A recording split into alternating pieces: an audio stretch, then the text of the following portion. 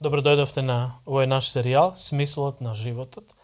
И на оваа нова тема која што ја најавив минатиот пат, а тоа е прославување на Бога е. Што е тоа прославување на Бога? Како ние како луѓе би можеле да го прославиме Бога? И од таа причина во ова наше предавање денес ќе размислуваме на оваа тема.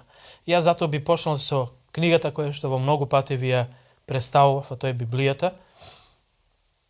И би почнал со текстот кој што е запишан во посланието до Римјаните 11 глава 36 стих, кој вели: зашто се е од Него, според Него и за Него. На кога се однесува? На Исуса Христа. Нему слава во вечни векови, вели апостол Павле. Ние сме во Него, во Бога, и според Него сме и создадени. Мудриот човек во изреки ќе ги каже следните зборови: Господ направил се со определена цел. Која е таа цел? Во многу пати ние зборувавме, али кога ќе погледнеме околу нас, светот, па дури и универзумот, ќе кажеме се е за Него. Крајната цел на универзумот е да ја покаже Божјата слава. Тоа е причина на се што постои, вклучувајќи не и нас. Бог не создал себе си на слава, али не само на слава, него и слични сме на Него. Без Божјата слава ништо не би постоело. Некој ќе праша, што е тогаш Божја слава? Тоа е она што Бог е. Тоа е суштина на Неговата природа, големина на Неговиот значај, сјај на Неговата убавина, покажувањето на Неговата моќ и атмосфера на Неговото присуство. Божјата слава е искажување на Неговата добрина и сите останати суштински вечни особини кои што Бог ги има. Каде е Божјата слава, некој ќе каже? Погледни околу себе. Се што Бог создал, на некој начин ја одразува Неговата слава. Тоа го гледаме на секој чекор од најситните микроскопски облици до безкрајниот универзум. Од заоѓањето на сонцето и звездите до олуите и од годишните времиња. Создавањето ја открива славата на нашиот Создател. Во природата дознаваме дека Бог е моќен, дека ужива во разноликоста и ја сака убавината, организиране, мударе, креативене. Библијата вели во Псалам 19, први стих: небесата ја објавуваат Божјата слава. Затоа, драги мои, кога имате прилика некогаш, излезете од населените места и гледајте малце во небото. Кога ќе го видите оние прекрасни звезди, оној сјај кој што горе оддава, оној ред кој што постои горе. Све мир, велат србите. Сегде мир горе во универзумот. Затоа можете да уживате во она што Бог го создал. Низ целата историја Бог на различни начини на луѓето им ја откривал својата слава.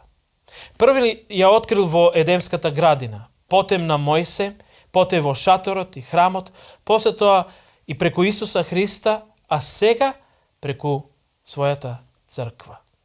Прикажан е како огин кој проголтува, како облак, како гром, како чад и како сјајно светло. Сите овие работи кои што ги спомнав можете да ги најдете во текстовите во Светото Писмо. Али не би сакал да одзимам премногу време со текстовите. Али погледнете уште нешто. На небото Божјата слава ја обезбедува и потребната светлина. Библијата ни го вели следното во книгата на Откровение, 21 глава, 23 стих. И вели: и градот немаше потреба ни од сонце, ни од месечина, за да светат во него, зашто Божјата слава го осветлува, а светило му е јагнето. Се мисли на Господа Исуса Христа.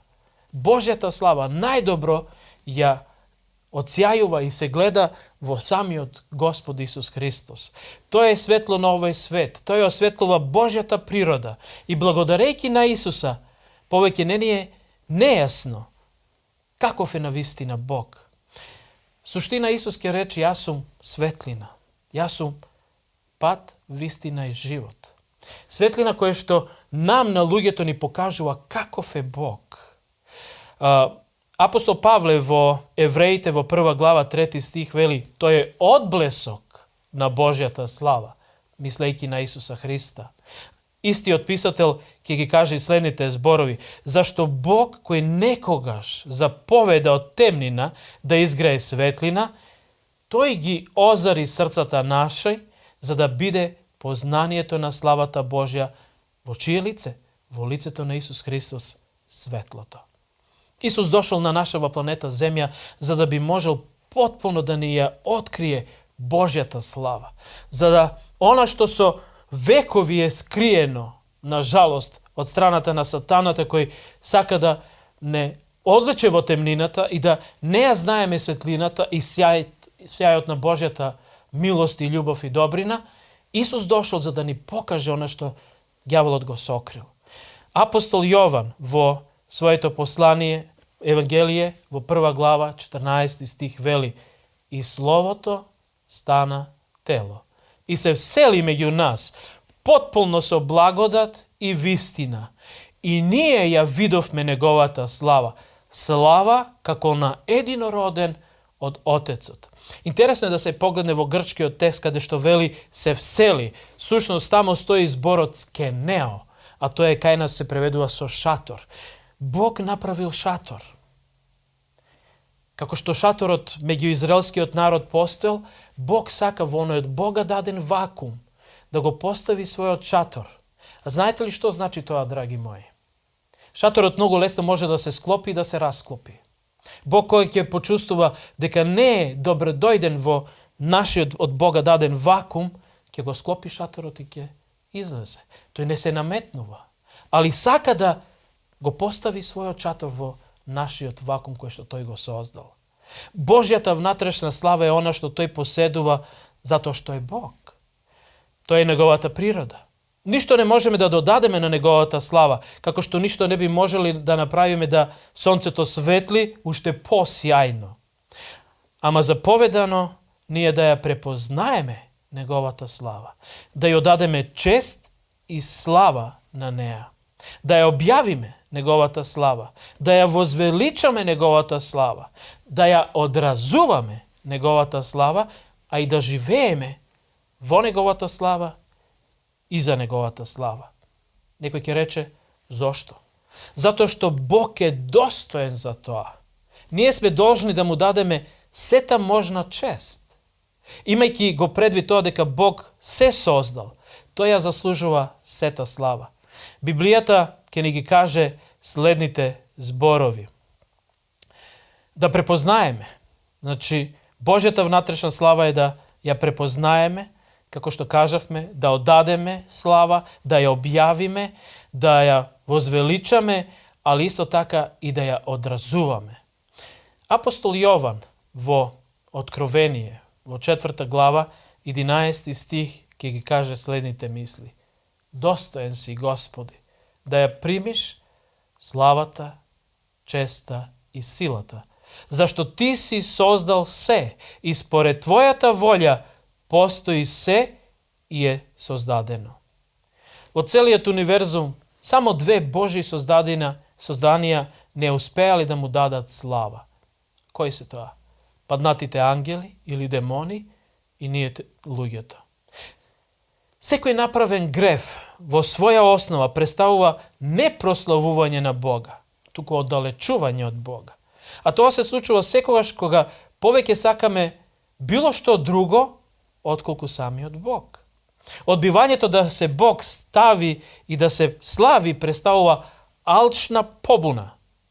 Греф е она што предизвикало падот на Луцифера, како и нашиот личен пад.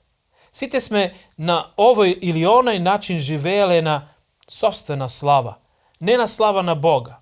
Вие погледнете денеска дека мнозина и од спортистите, и од видните личности, кога нешто ќе направат како што треба, покажуваат вака, како слава на Бога. Али, ја не ќем да бидам судија, затоа што не сум судија, Бог ги гледа нивните срца. Дали на вистина е тоа на слава на Бога? Или за нивно глорификување? Библијата вели вака, дека сите ние сме сгрешиле и лишени сме од славата Божја.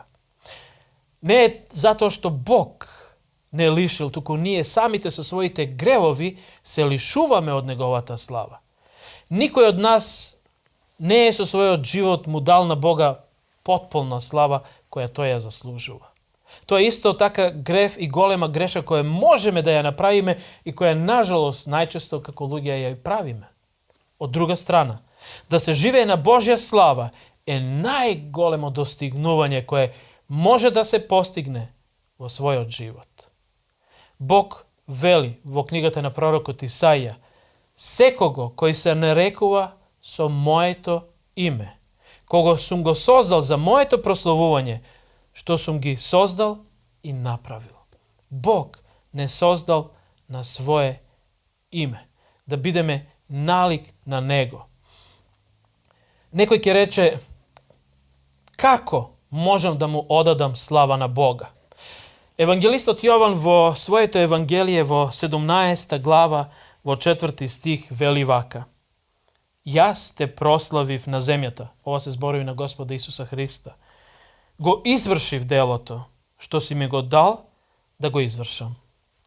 Дали ние сме го препознале делото кое што сме повикани да го извршиме? Дали сакаме да го извршиме тоа дело? А Бог не повикал. Исус го прославил својот Отец, Татко, на тој начин што ја исполнил смислата на земјата. Ние го славиме на исти начин. Кога созданието ќе ја исполни својата цел, тоа донесува слава на Бога. Птиците му даваат слава на Бога со тоа што летаат, што пеат, што бараат гнездо и правејќи различни работи својствени за птиците, кои Бог им ги предоделил кога ги создал. Дури и скромните мравки му даваат слава на Бога кога ќе ја исполнат целта поради која се создадени.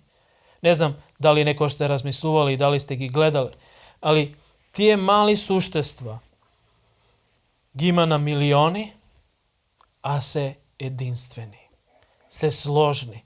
Да направат, а немаат крал. Да направат се што треба, за да нивната колонија може да успее.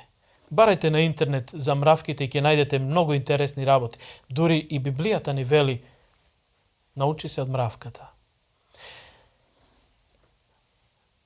Бог ги создал мравките да бидат мравки, а ние сме создадени да бидеме налик на Него.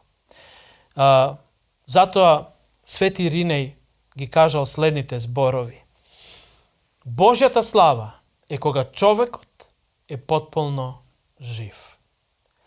Тоа што денеска не ја живееме е благодарејќи на Божјата милост и Божјата слава. Има многу начини да донесеме слава на Бога, ама сите тие може да се соземат во неколку Божји цели или намери за нашиот живот. Кои се? Да го прославиме Бога така што го возвеличуваме. Прославувањето на Бога е наша најголема обврска кон Бога. Прославувањето на Бога е така што уживаме во Него. Еден духовен писател ќе ги каже следните зборови: заповедајќи ни да го прославуваме, Бог нас не повикал да во Него уживаме. Дали уживате во Бога?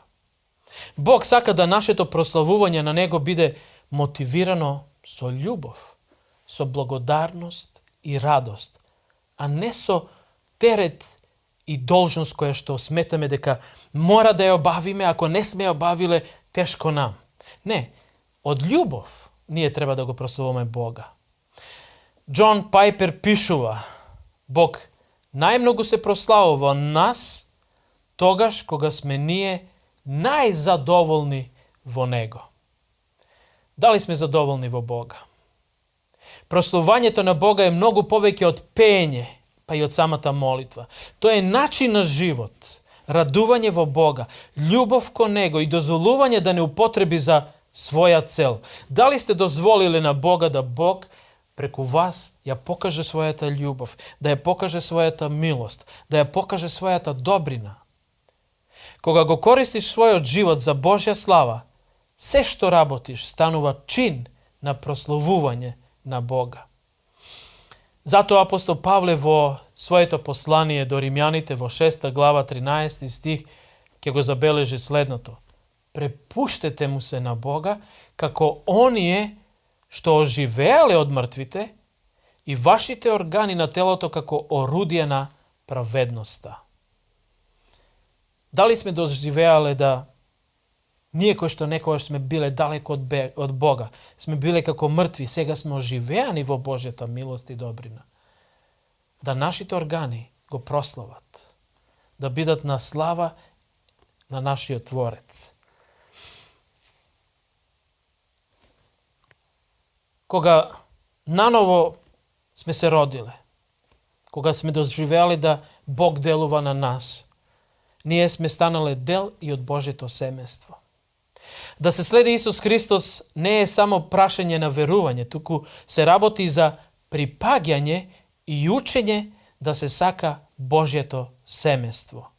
Бога го прославуваме така што ги сакаме и другите луѓе, другите верници. Па драги мои, Исус вели: пошто ќе бидеме различни од другите луѓе ако не ги сакаме своите непријатели? Вели да треба да ги сакаме и нив.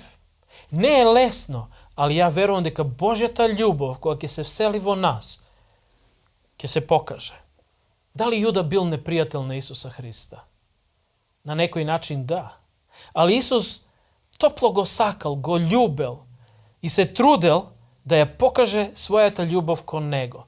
Да го стопи она што во неговото срце постоело, а тоа е себичноста, алчноста, желбата за управување со другите. Исус не сакал да управува со него Исус сакал само со љубов да го скрши она камено срце кое што постоело во него.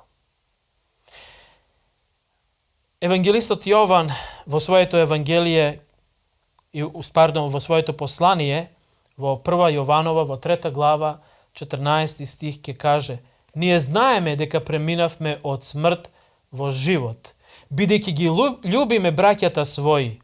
Оној што не го љуби братот свој, тој останува во смртта. Ја знам дека никој од вас не сака да остане во смртта. Знам дека сите вие сакате да ги љубите своите ближни, али љубите ги своите непријатели. Тоа е должност која што Бог не повикува да ја научиме, да го сакаме секој еден човек кој што Бог го создал на оваа земја. Зашто? Бидејќи Бог го создал и него. Бог е љубов. И на тој начин ние му даваме слава и прославување и чест на Бога. Исус кажал во Евангелието во Јован: нова заповед ви давам, да се љубите еден со друг. И вие така да се љубите еден со друг. По тоа ќе ве познаат сите дека сте мои ученици, ако имате љубов меѓу себе. Понатаму во истото тоа Евангелие ќе каже: јас те прославив на земјата. Го извршив делото што си ми го дал да го извршам. Дали ние ќе го извршиме делото кое што Бог ни го дал нам? Бог не повикува.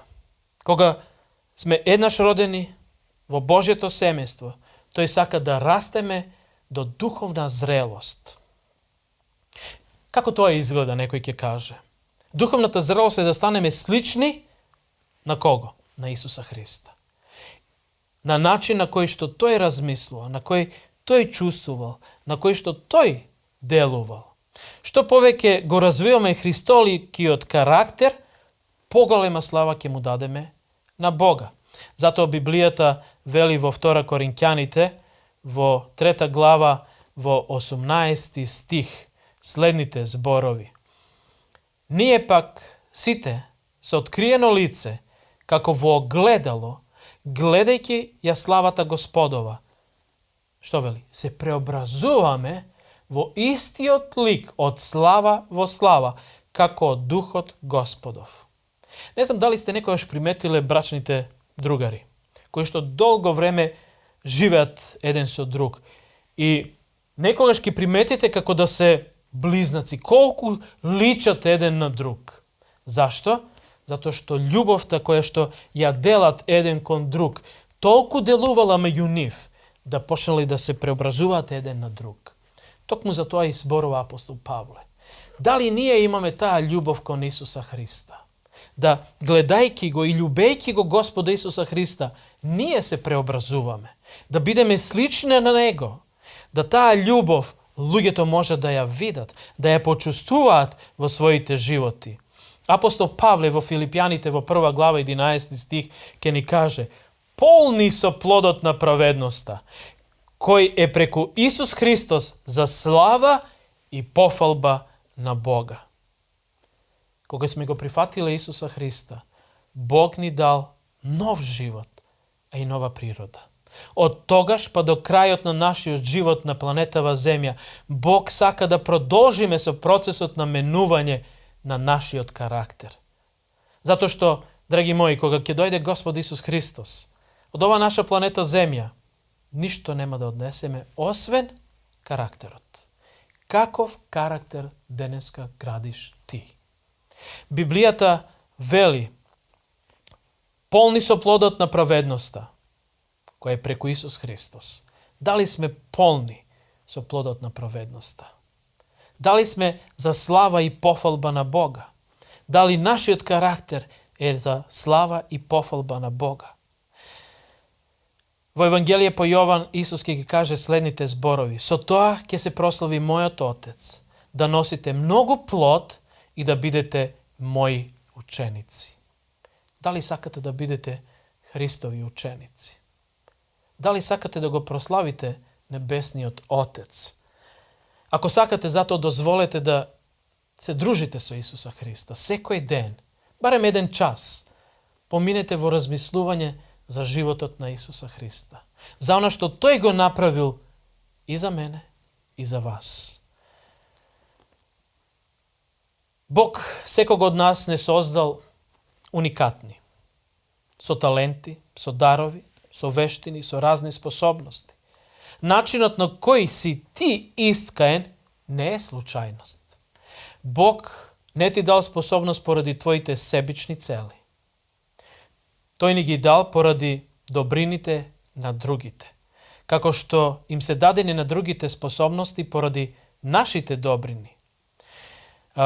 Бог го прославуваме така што им служиме на другите со своите дарови. Тоа што ти нешто поседуваш, а друг не, Бог ти го дал за да го прославиш Бога, али да му помогнеш на другиот. И кога ќе му помогнеш на другиот, тогаш таа добрина е всушност Божјата добрина која преку тебе се покажала и кон него. Затоа апостол Петар ќе ги каже следните зборови: служете си еден на друг, секој со дарбата што ја примил, како добри управители на разнообразната Божја благодат или милост. Та во се да се прослави Бог преку Исус Христос, чија слава и владење се вечни. Дали им служиме на другите, за да им помогнеме да ни се придружат во тоа дело, како што вели апостол Павле, на дарежливоста, на кое му служиме за слава на самиот Господ и за нашата добра волја. Дали се придружуваме на она што Бог ни го дал во делото на дарежливоста? Ако сме добиле, Бог очекува да тоа што Тој ни го дал денеска, да можеме да го предадеме на друг, за да и другиот може да ја почистува благодата и милоста Божја. Ако само зачувуваме за себе си, тогаш сме себични. А Исус не бил себичен. Тој бил дарежлив. Давал на сите, на оние кои што имале потреба. Бог не сака да неговата љубов и цел остане тајна. Тој сака да се објави неговата љубов. Кога еднаш ќе ја дознаеме вистината која што се наоѓа меѓу овие корици, тој очекува да ја и објавиме на другите. Ова е голема привилегија да ги запознаеш другите со Исуса Христа. Да им се помогне да ја откријат својата цел и да се подготват за вечноста. Има ли нешто, драги мои, поубаво кога знаете дека нешто што е добро за вас, ќе го споделите со другите. Колку пати ви се случило да сте може би отишли на пазар и сте виделе добро овошје, добри јагоди, банани, ефтини, здрави, корисни, и кога сте дошле дома, сте си седели и сте си јаделе само за себе, или сте им се јавили на вашите соседи и им сте кажале: денеска бев на пазар и најдов многу убави јагоди, и ефтини, и добри, здрави. Ако можеме такви животни работи да споделуваме, колку е поважно да споделиме оваа вистина, дека сме го запознале Исуса Христа, смисолот на животот, и да им кажеме на другите дека Бог сака и нив да им помогне, да оној од Бога даден вакуум се исполни во нивните срца. Затоа апостол Павле ќе ги каже следните зборови: та благодата или милоста, намножена преку благодарноста на мнозина, да изобилува за славата Божја. Дали сакаме да изобилува? Дали сакаме да оваа земја ја исполни Божјата слава? Ние гледаме дека денеска од ден во ден се потешки времиња доаѓаат. Али, драги мои, само во Исуса Христа можеме да најдеме мир. Мир кој што овој свет не може да го даде. Нити Обединетите нации, нити плавите шлемови не може да го даде тој мир. Мир кој што Бог ни го поклонува. Да се проживе остатокот од животот на слава на Бога бара промена на нашите приоритети, промена на нашите планови, меѓучовечки односи и се останото што овој животот носи. Тоа понекогаш ќе значи да избереш и потежок пат, наместо оној кој што е полесен пат. Зашто ќе живееме ние? Зашто ќе живееш ти? Исус се борел со ова, знаејќи дека ќе го распнат. Во Евангелието по Јован ги кажал следните зборови: душата сега ми се нажали. И што да кажам? Оче, избави ме од овој час, но заради тоа и дојдов за овој час. Оче, прослави го името свое. Тогаш дојде глас од небото, и го прославив, и пак ќе го прославам. Исус стоел на прекретница. Дали ќе ја исполни својата цел зашто е дојден и да му ја даде сета слава на Бога? Или ќе се врати да си го води угодниот живот, сосредоточувајќи се на самиот себе си? Истиот овој избор се наоѓа и пред мене, и пред тебе. Дали ќе живееш за собствена цел? Дали ќе живееш за собствена удобност и задоволство? Или остатокот од животот ќе го проживееш на слава на Бога, знаејќи дека ти е ветена вечна награда која што Бог ни ја дал. А знаете дека ветувањата кои што Бог ги дава не се како ветувања кои што луѓето ги даваат. Дадат па заборават. Бог никогаш не заборава. Во Евангелие по Јован стои едно ветување: кој го сака животот свој, ќе го загуби. А кој го мрази животот свој на овој свет, ќе го запази за вечен живот. Време е, драги мои, да го решиме ова прашање. За кого ќе го живееме животот кој ни е даден? За себе си или за Бога? Може би сега се колебаш, прашувајќи се дали ќе имам смисла за да живеем за Бога. Јас би те охрабрил и би кажал: не грижи се. Бог ќе ти даде се она што ти е потребно, ако го избереш животот за да го живееш за Него. Библијата ни вели и следно: бидејќи Неговата божествена сила ни подари се што е потребно за животот и побожноста, а преку познанието на оној кој не повика со својата слава и совршенство. Бог сака се да ни даде. Кажав прегеска дека мир кој што единствено Тој може да ви го даде. Мир кој што на секој еден човек му е преку потребен денеска. Токму сега Бог те повикува и ме повикува мене на Негова слава. Така што ќе исполниме целта поради која сме создадени. Тоа е навистина единствениот начин да го живееме животот. Сете останото е само пуко траење. Вистинскиот живот почнува така тогаш кога потполно ќе го предадеме својот живот на Исуса Христа. Ако не сме сигурни дали сме го ова направиле или не во овој чин, потребно е да одлучиме во својот живот да му дадеме предимство на Бога. И да поверуваме дека кога ќе се помолиме и ќе му дозволиме на Бога да влезе во нашиот живот и дека од тој момент кога сме го прифатиле, сакаме секојдневно да ја истражуваме Библијата, да ја дознаваме Божјата волја за нас, и тоа секојдневно. А во Библијата стои следно ветување. А на сите што го примија, на сите што веруваа во Неговото име, им даде моќ да станат чеда Божји. Што вели? Кои поверуваа? Прво верувај. Верувај дека Бог те сака и дека те создал за да ја исполниш Неговата волја. Верувај дека не си случајност. Верувај дека те создал за да живееш вечно. Верувај дека те избрал да имаш посебна заедница со Исуса Христа, кој поради мене и тебе умрел на крстот. Верувај да без обврска што си направил во својот живот, тој те повикува и те сака, и сака да ти прости. Прифати го. Прифати го Исуса со својот живот како свој Господ и како свој Спасител. Прими го простувањето за своите гревови. Прими го новиот дух кој ќе ти го даде сила за да ја исполниш целта на својот живот. Било која и кај да се наоѓаме, Бог сака да биде со нас. Ако сме искрени пред Бога, Бог сака да секојдневно во нашиот живот биде присутен ако му дозволиме. Затоа Јован ќе каже, кој верува во Синот, има вечен живот. А кој не верува во Синот, нема да види живот, но гневот Божи ќе биде врз него. Дали веруваш? Дали сакаш да Исус биде во твојот живот? Исус вечер денеска те повикува. Одлучи се. Застани под Божјето знаме.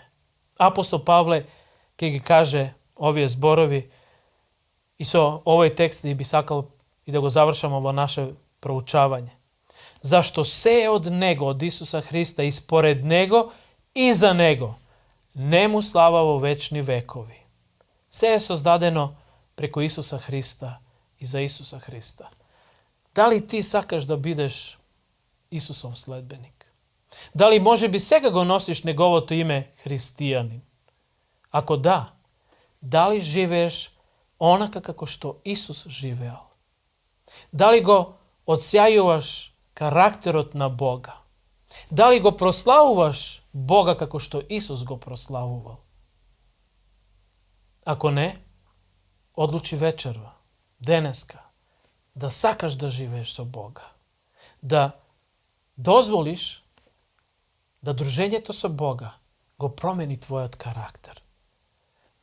Тоа е моја искрена желба и молитва. Да Бог и на мене, и на тебе ни помогне во тоа. И ве повикувам да во следното наше дружење заедно размислуваме за следната наша тема. Да се биде најдобар пријател на, да видиме на кого. Дотогаш ви посакувам секој добро од Бога и добри одлуки донесени за Него.